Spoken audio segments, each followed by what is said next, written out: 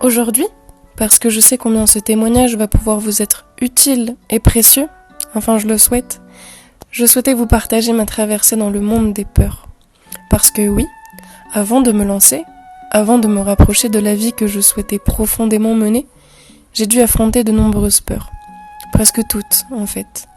Et le pire, ou le meilleur dans cette histoire, c'est que je leur ai laissé trop de place, que je n'ai pas su les maîtriser, que j'ai failli me noyer. Vous vous reconnaîtrez peut-être dans cet effrayant tableau, et il n'est pas utile d'ailleurs que je le détaille de trop. Mais lorsque la peur apparaît, qu'elle commence à nous envahir et nous voler nos nuits, nous faire perdre tout espace de paix intérieure, c'est le cœur et la créativité qui se ferment. Et sans cette lumière du cœur, l'on s'égare. Mars 2020, premier confinement, début d'un blabla intérieur mortel. Mais que se passe-t-il ? Qu'est-ce qu'il nous arrive ? Qu'est-ce que l'on va faire de nous ? Est-ce que le monde est en train de s'écrouler ? Mais comment vais-je faire pour m'installer en fait ? Sérieux Mathilde, t'as vraiment décidé de devenir potière en pleine crise économique ? Les gens n'auront jamais besoin de peau, mais quelle idée ai-je eue ? Mais en fait c'est moi. Est-ce que mes beaux idéaux de vie, de passion, connectés à mon cœur n'étaient pas qu'un caprice, qu'un leurre, qu'une douce illusion rassurante ? Peut-être qu'ils ont finalement raison, la vie c'est dur et je ne suis pas prête. La panique. Je me suis donc perdue. Pendant plusieurs mois, je me suis dit que c'était impossible, que je n'étais pas assez formée, pas assez capable, que je n'arriverais jamais à réaliser si ça et encore ça, que je ne trouverais jamais de lieu où m'installer, que je pourrais encore moins en vivre tant je ne savais rien faire, que ça ne pourrait jamais plaire, qu'il fallait que je fasse comme tout le monde, que je trouve un métier qui embauche et qui m'assurerait la sécurité. J'ai même pensé à devenir aide-soignante, à reprendre une formation. Là au moins il y aurait toujours besoin de moi. Le martyre intérieur, l'enfer, la culpabilité, la honte, la peur de décevoir, la peur de s'être trompée, la paralysie. Bref, ma peur était à la mesure de l'importance qu'avait ce projet pour moi. Abyssal, un vrai projet de vie qui m'anime et me tient tant à cœur. Mais, Dieu soit loué, grâce à cette vague de soutien et de cœur aimant, entourant, je me suis retrouvée. J'ai été épaulée et cela m'a permis de retrouver ma vérité, plus fort encore.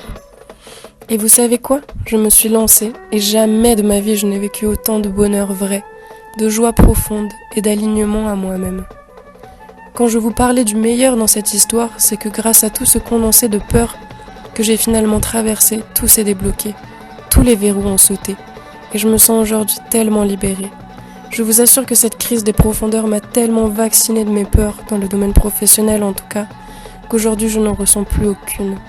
Je fais de mon mieux et ensuite je me laisse infiniment porter. Ma confiance en la vie ainsi que ma foi s'est décuplée.